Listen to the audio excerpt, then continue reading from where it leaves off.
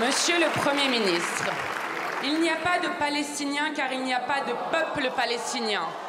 Il est justifié et moral de bloquer l'aide humanitaire pour la bande de Gaza, même si cela pouvait entraîner la mort de 2 millions de Palestiniens.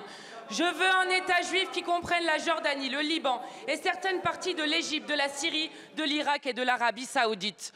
Toutes ces phrases ont été prononcées par le ministre des Finances israélien, Smotrich, celui qui se décrit lui-même comme un fasciste homophobe.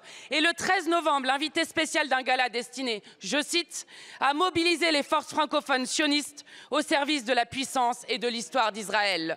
Ce gala des génocidaires est organisé par Nili Kupfer-Naori, qui ose dire qu'il n'y a pas de population civile innocente à Gaza. Puissent les cris effrayés d'enfants frappés et déchiquetés par les bombes vous faire comprendre son inhumanité.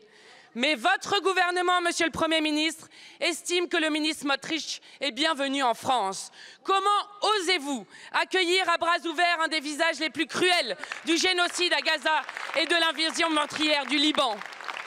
Dans la France de Macron, les personnes qui défendent la paix et parlent la langue du droit international sont poursuivies pour apologie du terrorisme, mais quand un responsable de plus de 43 000 morts, dont 14 000 enfants, vient à Paris pour faire l'apologie réelle du génocide, vous lui déroulez le tapis rouge.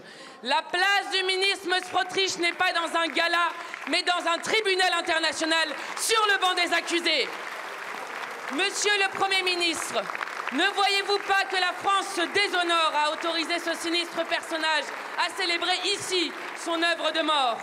Puisqu'il vous faut poser des actes, commencez au moins par interdire aux génocidaires de parader à ce gala de la honte. Que résonne jusqu'à vous la question puissante du grand poète Mahmoud Darwish.